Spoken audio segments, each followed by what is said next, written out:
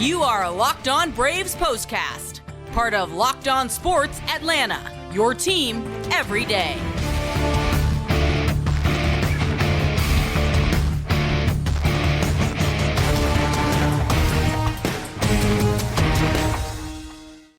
And hello and welcome into the Braves POSTCAST, part of Locked On Sports Atlanta.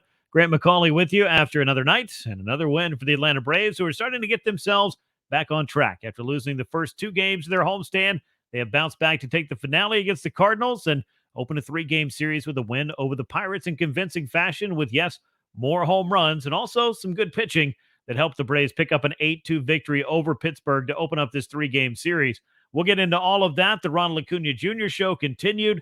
Bryce Elder had a good start. The Braves offense manufactured some runs with some non-home runs, which is would be news, I think, maybe last year.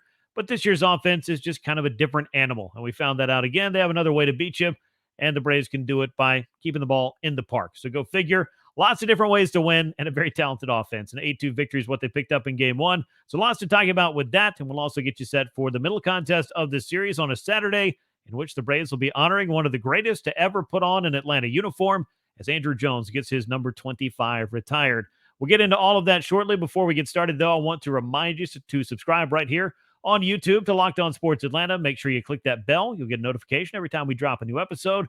And, of course, make sure you leave us a like, a comment, share the show with a friend. We appreciate that. And make sure you subscribe to Locked On Braves wherever you get your podcasts.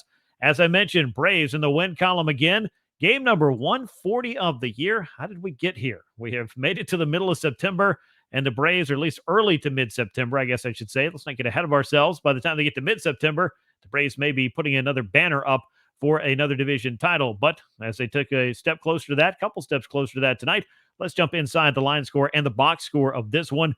Atlanta with 8 runs, 12 hits, no errors, 8 men left on base. Braves now 92-48 on the season.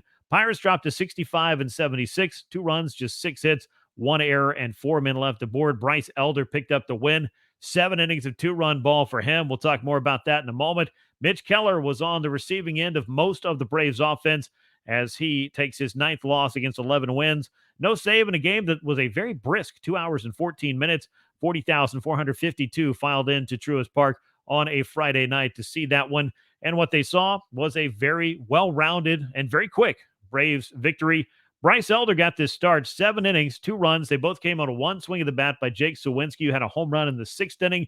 That 2-run shot broke up the shutout, but otherwise, there is not a lot that you would find wrong with this Bryce Elder start. Only 4 hits, only 1 walk, 9 strikeouts for Bryce. So he had the strikeout pitch working, and he was able to put together one of his better starts of the second half, and another encouraging one to see as he builds off of what was a very good start the last time out against the Los Angeles Dodgers. And you just want to see him closing out the year strong because you know that the big innings are ahead for this club in the month of October, and you'd like for Bryce Elder to be a factor in that. And to be a factor, he needs to pitch a lot like he did in his all-star form of the first half. And I think that Bryce has done a pretty good job of that the last couple of times out. It hasn't been the most dominating. It's not a Spencer Strider start. It's not a Max Fried start, but Bryce Elder knows what he needs to do to succeed. And I think he did a nice job of executing pitches and having the ball sink and run away from these Pittsburgh hitters the way that it needed to pick up this victory. And as far as what you need to pick up a victory, well, that's run support. And the Braves were able to provide an awful lot of that. And they did so in kind of I wouldn't call it a fashion that they haven't used this year, but typically when the Braves put a crooked number up on the board, somebody's leaving the ballpark. But when the Braves put up 3 runs, make that 4 runs in their 3rd inning rally, it was a bunch of singles that were getting the Braves on the board. An inning later, things would change quite a bit. Ronald Acuña Jr., I told you the show continues for him. He was 3 for 4 on this night, on base all 5 times, reached on an error to start the evening, belted his 35th home run of the year. That came in the 4th. Eddie Rosario also went deep in that 4th inning. And for Ronald, he now has 90 runs batted in. He added an RBI single a little bit later in the game, 1 of his 3 hits. He continues to lead Major League Baseball in on-base percentage. That's .414 on the season. He broke out of his little mini cold spell, and in a big way the last couple of nights. 2 home runs against the Cardinals in the finale, another home run against the Pirates, and these have been absolute cannon shots. Not that you were ever wondering if Ronald Acuña Jr. was going to need to hit a couple of fence scrapers to get the power game going. He is hitting some pretty convincing home runs as Ronald Acuña Jr. is known to do. But on base 5 times, as I mentioned, 90 runs batted in now out of the leadoff spot. That's impressive. Puts him in line with 22 games to go for a very good chance at 100 runs batted in. He's on that pace. And he's leading Major League Baseball with 127 runs scored. That is just 4 away from matching Dale Murphy's modern club record for the Atlanta Braves set back in 1985. So impressive stuff for Ronald Acuña Jr., who is now on pace for 41 home runs and 74 stolen bases. And I think you can pretty much point to this MVP case that Ronald is making as being maybe built around the power and speed, but it has an awful lot of other things going for it. And I've gone back and tried to look at some different stats that let you know just how good Ronald is. A lot of people look at the 30-60 club and feel like, okay, well, he started a club.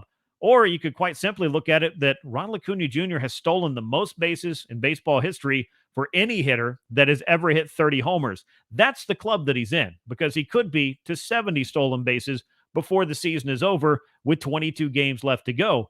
As I went back and was digging into his stats and the things that make it such an impressive year for him, I found this one. Ronald Acuña Jr. is just the 5th player since 1920 to be batting .330 or better, and I know the season's not over yet, and have 60 or more stolen bases. But Ronald Acuña Jr. is the only man in baseball history to hit .330 with 60 or more steals and at least 20 home runs. That's the kind of thing that he's doing. He is starting his own clubs. You know, somebody may join these at some point. I don't know if it was that easy to steal all these bases. I would have imagined somebody else would be doing it at the rate that Ronald is doing it, but it's just one of the things that he does so well. And I think we're seeing the best version of Ronald Acuña Jr. and a version that many people may not have even believed could exist. I don't know if Ronald knew it was going to be quite this good this year, but he has been putting on an absolute clinic, and it has been a lot of fun to watch. And we've got 3 more weeks worth of regular season to watch it and to see if he's able to finish off an MVP campaign with perhaps the greatest 40-40 season in baseball history. He needs just 5 home runs to get there. And if you're curious, his career high is 41 home runs. And I wouldn't be surprised to see him set a new career high as far as all that's concerned. But that's what's going on with Ronald Acuña Jr. It's all good. It's a lot of fun, and we've enjoyed watching it. Eddie Rosario also homered in this game. He was 2 for 4, knocked in 3 runs, scored a couple of runs. And how about Orlando Arcia? He had really cooled off in the month of August, like the last couple of weeks or so in that month, or right there in the middle. And he was in the midst of a 4 for 49 slump at one point over a 14-game span, but the Braves went 11-3. And that, I think, speaks to the fact that different guys at different times can go cold for this team, and it doesn't necessarily take away the offensive firepower and the muscle that this club has. And I know that Arcia is not typically looked upon as the guy who gets the big hits and hits all the home runs, but he's come through in the clutch quite a bit, and he picked up a 3-hit game, which was very good to see. Maybe that'll get him on a bit of a hot streak to close out the season and have him playing his best ball and feeling his best at the plate as the Braves head towards October. A double, a run batted in, and a run scored for him. Matt Olson had another good game, 2 for 3 with a walk, but his 4-game homer streak comes to an end. He's still got a major league leading 47 of those, so an opportunity to add to those, perhaps on a night in which he is going to be chasing Andrew Jones for that single-season Braves home run record of 51, set back in 2005 by Andrew. How about a Matt Olson long ball on a night that Andrew Jones gets his number retired? That's happening on Saturday at the ballpark. Going to be a lot of fun to catch up with Andrew and some of his other great Braves teammates who I'm sure are going to be on hand as this long overdue honor is bestowed upon the greatest center fielder in Braves franchise history. Matt Olson, meanwhile, has put himself on quite the list. As I talked about in the postcast yesterday, only Andrew Jones has hit more home runs than Matt Olson in a single season among Braves hitters. And Matt is tied with Eddie Matthews and Henry Aaron with 47 home runs, the second most ever hit in a single season by a Braves hitter. A couple of Hall of Famers, a couple of baseball legends, one of which I think is one of the greatest players who ever played this game, of course, in Henry Aaron. Travis d'Arnaud, 1 for 4, a couple of runs knocked in for him as the Braves offense was very well-rounded on this night. But Ronald Acuña Jr., I think he just sets the tone and really sets the pace for the Braves lineup. When he's going well, it's a chance to be a big night, a big inning, couple of big innings, and a big night. All of those things were in play against the Pittsburgh Pirates on this evening. The Braves, with their 2 home runs, give them 272 as a club on the year, and that brings them just 7 away from the National League record set by the Los Angeles Dodgers in 2019, 279 home runs.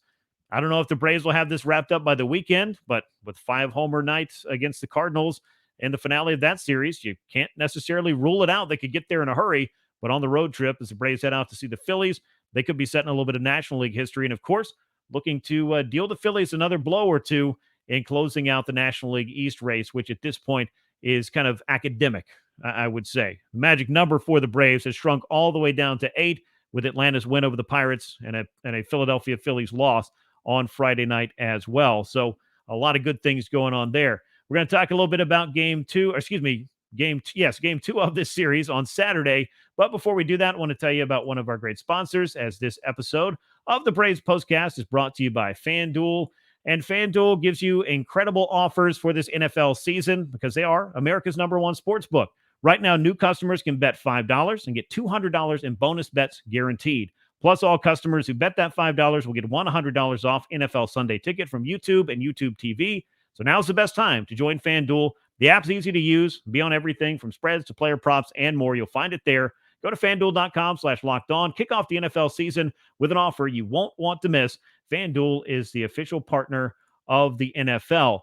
The Braves, meanwhile, in addition to picking up this 8-2 win over the Phillies, they got a good medical update on Austin Riley, who, of course, was sick in the finale against the Cardinals. He was out of the lineup. Got a chance to see Austin out there taking batting practice and getting himself ready. Brian Snitker said he was available off the bench.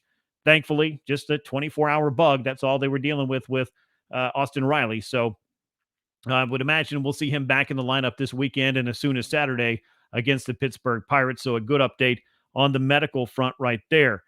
Braves and Pirates will meet again on Saturday. Atlanta splitting that 4-game series with Pittsburgh. Would love to go ahead and salt away this series by winning each of the first 2 contests.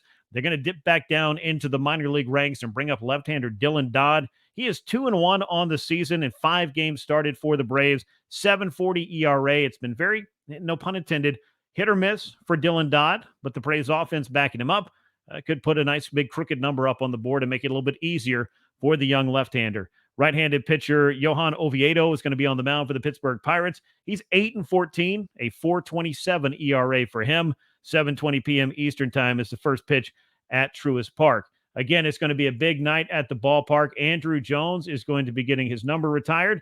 That, I think, will be a lot of fun to look into. If you're a Braves fan and you're in the area and you have a chance to see one of these things, they only happen about every 10 years or so. So you kind of owe it to yourself to make any plans you can to get down to the ballpark and check things out.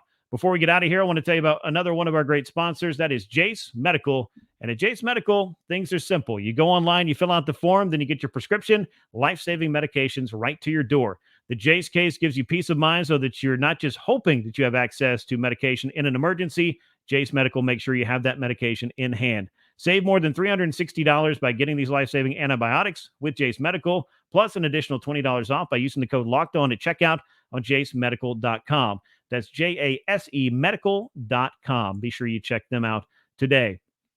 Braves and Pirates meeting in Game 2 of the series, 7:20 p.m. Eastern time. Again, is the first pitch. It'll be interesting to see what Dylan Dodd has to offer. And as we know, the Braves are going to be utilizing some of their minor league arms to help reset their rotation, give guys some rest as they need them, need to give it to them. And there's also this weekend going to be another minor league start happening on Sunday for Kyle Wright. So something else we'll be keeping an eye on.